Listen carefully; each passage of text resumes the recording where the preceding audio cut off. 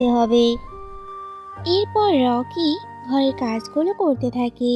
আর ঘরের সমস্ত কাজ শেষ করে রকি কাঠ কাটার জন্য জঙ্গলের দিকে যায়। অন্যদিকে রাজু টোনার ঘুম ভেঙে যায়। যাক, একটু ঘুমিয়ে এখন বেশ ভালোই লাগছে। যাই দেখি ভাই কিছু রান্না করেছে কিনা। রান্না করার থাকলে একটু খেয়ে কাঠ কাটতে যাব। ভাই নিশ্চয়ই কাঠ কাটতে গেছে। ও তো আবার অনেক সকালে ওঠে। আমি বুঝি না ভাই সারাদিন এত পরিশ্রম করেও কি করে এত সকাল সকাল ঘুম থেকে ওঠে। যাক, আমার অত ভেবে কাজ নেই। আমার অনেক খিদে পেয়েছে। এসব বলেই রাজু রান্নাঘর থেকে খাবার বেড়ে নিয়ে খাওয়া শুরু করে। আর রাজুর খাওয়া শেষ হলেই কাঠ কাটার উদ্দেশ্যে রওনা দেয়। অন্যদিকে রকি, ওফ বাবা, কাঠ কাটতে কাটতে গলাটাই যে শুকিয়ে গেছে।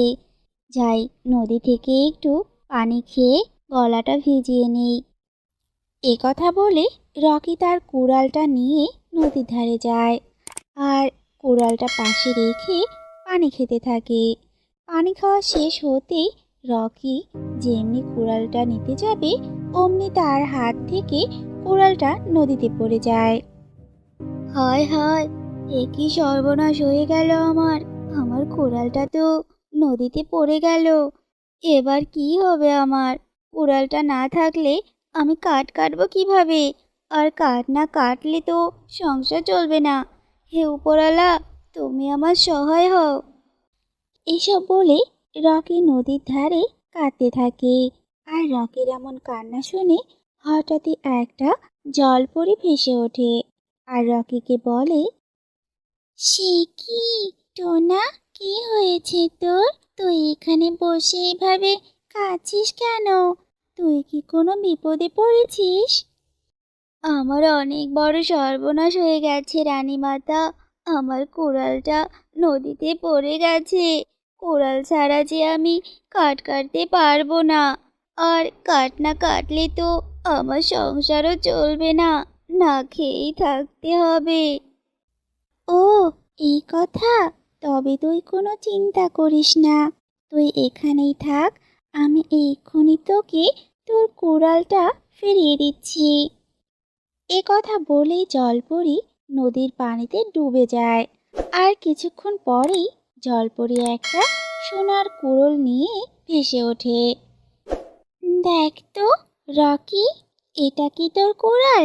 আমি পানির নিচে এই কুড়ালটা পেয়েছি, তাই তুলে এনেছি। দেখ তো রকি, এটা কি তোর কুড়াল? আমি পানির নিচে এই কুড়ালটি পেয়েছি, তাই তুলে এনেছি। না না মাতা, এই কুড়াল আমার না। এটা তো একটা সোনার কুড়াল। এটা কিছুতেই আমার কুড়াল হতে পারে না। ও আচ্ছা, তাহলে এটা তোর কুড়াল নয়। তাহলে দাঁড়া রকি, আমি তোর কুড়াল তুলে নিয়ে আসছি। তারপর জলপরি আবার পানিতে ডুব দেয়। আর একটা রূপার কুড়াল নিয়ে ভেসে ওঠে। ওটা তো সোনার কুড়াল ছিল, তাই বলেছিস ওটা তোর নয়। তবে এটা কি তোর কুড়াল? না না মাতা, এটাও আমার কুড়াল নয়। এটা তো একটা রূপার কুড়াল, কিন্তু আমার কুড়াল তো লোহার তৈরি ছিল। ও, তাহলে এটাও তোর কুড়াল নয়। তোর কুড়াল লোহার তৈরি। দাঁড়া, আমি এক্ষুনি তোর কুড়াল নিয়ে আসছি। এ কথা বলেই জলপরি আবারও পানির নিচে চলে যায়। আর একটা লোহার কুড়াল নিয়ে ভেসে ওঠে। আর রানীমাতার হাতে লোহার কুড়াল দেখে রকি অনেক খুশি হয়। আর বলে, এই তো মাতা, এটাই আমার কুড়াল। আমার কুড়াল আমাকে ফিরিয়ে দিন মাতা। দিব রকি, সাথে সোনা এবং রূপার দুটো কুড়ালই তোকে দিব। কারণ তোর সততা দেখে আমি মুগ্ধ হয়েছি রে। তোর মনে তো কোনো লোভ নেই। দাঁড়া রকি, আমি তোর সততার পুরস্কার সহ তোর আসল কুড়াল ফিরিয়ে দিচ্ছি। এরপর জলপরি জাদু করে সোনার এবং রূপার কুড়াল নিয়ে আসে। আর সোনা ও রূপার কুড়ালের সাথে লোহার কুড়ালও রকিকে ফিরিয়ে দেয়। এইদিকে রাজু জঙ্গলে চলে এসেছিল আর আড়াল থেকে সব ঘটনা দেখছিল। এ দেখে রাজুর চোখ লোভে ছল ছল করতে থাকে।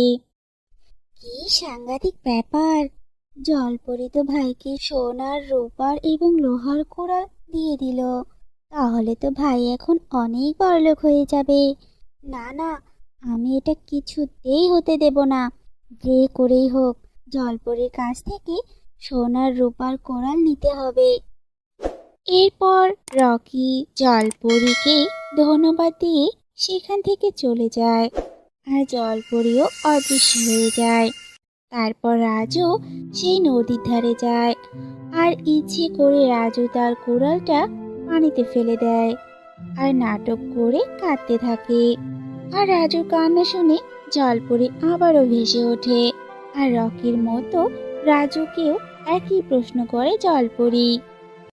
কি আর বলবো মাতা, আসলে আমার কুড়ালটা নদীতে পড়ে গেছে। এখন আমি কুড়ালটা কোথায় পাবো? মাতা, দয়া করে আমার কুড়ালটা ফিরিয়ে এনে দিন মাতা। রাজুর এমন কষ্টের কথা শুনে জলপরি নদীতে ডুব দেয় আর একটা লোহার কুড়াল নিয়ে ভেসে ওঠে। রাজু, দেখ তো, এটা কি তোর কুড়াল? না না মাতা, এটা আমার কুড়াল নয়। তারপর জলপরি আবারও নদীতে ডুব দেয় আর একটা রূপার কুড়াল নিয়ে ভেসে ওঠে। এবার দেখ তো রাজু, এটা কি তোর কুড়াল? না না মাতা, এটাও আমার কুড়াল নয়। এরপর জলপরি আবারও নদীতে ডুব দেয় আর অবশেষে শেষবারের মতো সোনার কুড়াল নিয়ে ভেসে ওঠে। সোনার কুড়াল দেখে তো রাজু অনেক খুশি হয় আর তখনই বলে ওঠে, মাতা, আপনি এত দেরিতে আমার কুড়ালটা আনলেন। এটাই আমার কুড়াল। দিন মাতা, আমার কুড়াল আমাকে ফিরিয়ে দিন মাতা। শয়তান লোভী কাঠুরিয়া, লোভে পড়ে তুই এত অন্ধ হয়ে গেছিস যে নিজের কুড়ালটাও চিনতে পারছিস না। আরে, এটা তো সোনার কুড়াল। এই সোনার কুড়াল দিয়ে গাছ কাটা তো অসম্ভব। আর তুই আমাকে মিথ্যে কথা বলছিস যে এটাই তোর কুড়াল। এ কথা বলে জলপরি আবারও নদীতে ডুব দেয়, কিন্তু আর ভেসে ওঠে না। এদিকে রাজু সেখানে বসেই কাঁদতে থাকে। হায় হায় হায় রে, ওরা কপাল আমার! অতিরিক্ত লোভের কারণে আমার সোনার ও রূপার কোড়াল তো হারালাম, সাথে নিজের কোড়ালটিও হারালাম।